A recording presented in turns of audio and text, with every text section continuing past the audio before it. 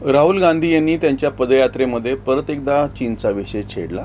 यापूर्वी त्यांनी जे अतिशय वादग्रस्त असं वक्तव्य केलं होतं की अरुणाचल प्रदेश में हमारे सैनिक चीनियों से पीट रहे हैं। यापूर्वी पण 2 वर्षापूर्वी असं घडलेलं होतं की जेव्हा कोरोना सुरू झाल्याच्या नंतर गलवान खोऱ्यामध्ये जी लढाई झाली आणि त्याच्या बाबतीत सातत्यानं अतिशय नकारात्मक अशी विधानं काँग्रेसकडून केल्या गेली।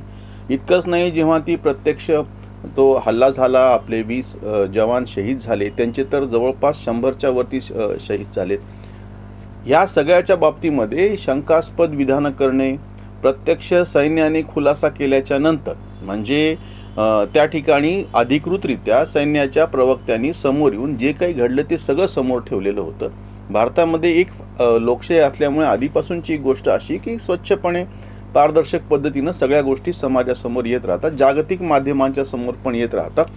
आपल्या प्रत्यक्ष जवानांच्या जे शव आहे ते सगळे त्यांच्याकडं त्यांच्या घरी पाठवण्यात आले, सन्मानानं त्यांचा अंत्यविधी करण्यात आला। सगळ्या जगानं हे मान्य केलं की भारताच्या सैन्याने कशा पद्धतीने तिथे धैर्याने लढा दिलेला आहे। ह्याच्या नेमकं उलट चीनमध्ये किती शहीद झालेत ह्याचा आकडा समोर येऊ दिला गेला नव्हता, त्यांच्या कुटुंबियांना सांगितलेलं नव्हतं, त्यांचे शव कुठं पुरले, कसे केले, त्यांचा अंत्यविधी सगळं गोपनीय ठेवून अतिशय काय म्हणता येईल त्याला संशयास्पद असा व्यवहार राहिलेला होता। तेव्हाची गोष्ट आहे, गलवान खोऱ्यातली लॉकडाऊन सुरू झालं होतं त्यावेळेसची ही गोष्ट आहे। त्याही वेळेस काँग्रेस आणि विशेषतः राहुल गांधी यांनी सातत्याने अतिशय घाण पातळीवरती, असभ्य पातळीवरती बोलणं किंवा त्यांचे प्रवक्ते तर कायम असं म्हणत आलेले आहेत की मोदी चीन से डरते है, चीननी कशी आपली भूमी अधिग्रहित केली म्हणजे काय बळकावलेली आहे। ह्या सगळ्या गोष्टी हे वारंवार समोर आणतात। ह्याच्यातले एक अतिशय गंभीर असा मुद्दा आहे। सगळ्यात पहिल्यांदा 1962 हिंदी चीनी भाई भाई असं आपण आधी म्हणत होतो, पंचशील तत्व होतं, सगळ्या गोष्टीवरला फाटा देऊन चीननी आपल्यावर केलेलं अतिक्रमण आणि आपला बळकावलेला भूभाग, ही घटना 1962ची आहे। लडाख परिसरातला जो भूभाग चीनने तेव्हापासून आपला बळकावून ठेवलेला आहे, तेव्हाची गोष्ट आहे की जेव्हा की नेहरू पंतप्रधान होते, नेहरूच्या नंतर इंदिरा गांधी, इंदिरा गांधी नंतर राजीव गांधी, राजीव गांधी नंतर आधी PV नरसिंहराव, नंतर मनमोहन सिंगचा मोठा कालखंड। या सगळ्या काळामध्ये चीनच्या बाबतीमध्ये बोटचे धोरण प्रत्यक्ष काँग्रेस सरकारने घेतलेलं होतं आणि आता काँग्रेसचे सर्वेसर्वा असलेले राहुल गांधी बिनदिक्कतपणे असं म्हणतात की बाबा चीननी कशा पद्धतीचं अतिक्रमण केलेलं आहे म्हणून। म्हणजे ह्यांना प्रत्यक्ष माहिती आहे। आम्ही जे वारंवार उदाहरण देतो की वर्गामध्ये मारामारी केल्याच्या नंतर ज्या मुलानं जास्त मारलेलं आहे किंवा त्यानं खोडी काढलेली तोच मोठ्यानं लढायला लागतो आणि तक्रार करायला लागतो, तशातला हा प्रकार आहे। या सगळ्या बाबतीमध्ये काँग्रेसचं आणि गांधी नेहरू घराण्याचं काय आणि कसं धोरण राहिलेलं आहे ह्याचे सगळे अधिकृत पुरावे उपलब्ध आहेत।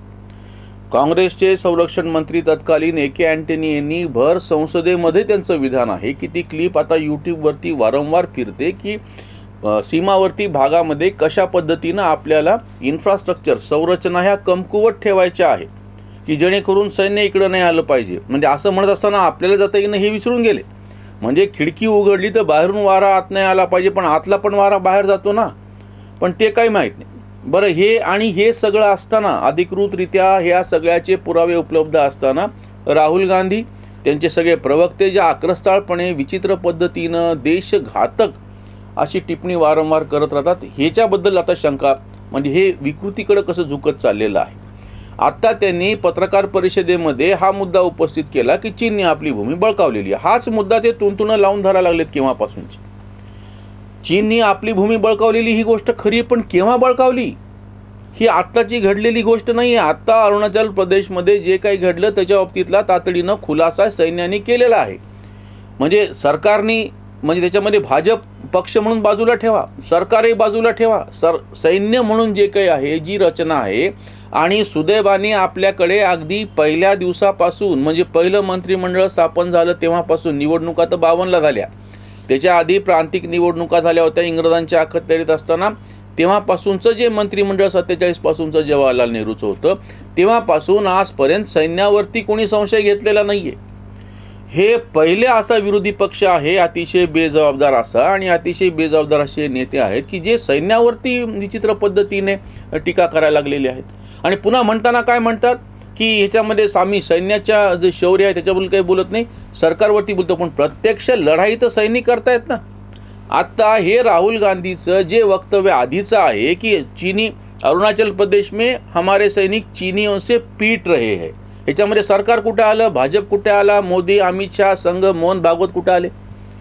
ज्या सैन्यावरती तुम्ही आधी एकीकडून असं बोलता की आमचा सैन्यावरती विश्वास आहे, सैन्याच्या शौर्यावरती विश्वास आहे, मग तुम्ही असं विधान कसं करता की हमारे सैनिक चीनियों से पीट रहे हैं?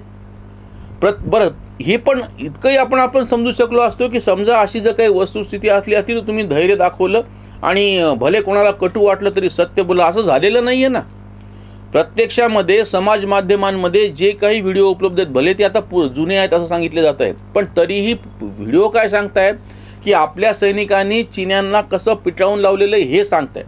म्हणजे हा वारंवार बुद्धिभेद करून आपलं जे एक म्हणजे मानसिकरित्या आपल्याला एक काय नकारात्मक असं सगळं वातावरण तयार करून ठेवायचं.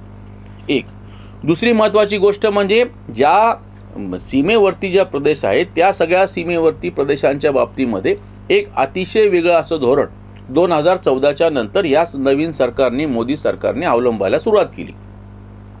सगळ्यात पहिली याची खूण म्हणजे मोठ्या प्रमाणामध्ये संरचना, म्हणजे सीमावर्ती भागामधले रस्ते, सीमावर्ती भागामध्ये नदीवरती किंवा ओढ्यांवरती, नाल्यांवरती पूल करणे, त्या ठिकाणी हेलिकॉप्टर उतरण्याची सोय करणे, विमानतळं बांधणे, बाकीच्या सगळ्या संरचना अतिशय पक्क्या करणे, ह्या सगळ्या गोष्टी प्रायोरिटीनं अग्रक्रमाने केल्या जात आहेत. आणि त्याचे प्रत्यक्ष पुरावे आता सैन्याने वेळोवेळी जे निवेदनं प्रसिद्ध केलेले आहेत त्याचे छायाचित्र आलेली. इतकंच नाही, जगभरच्या पत्रकारांना गलवानची तर अशी गोष्ट होती की गलवान खोऱ्यामध्ये जी काही कामं झाली ती दाखवण्यासाठी पत्रकारांना, देशातल्या परदेशातल्या राष्ट्रीय आंतरराष्ट्रीय पातळीवरच्या पत्रकारांना सैन्याचे लोक घेऊन गेले.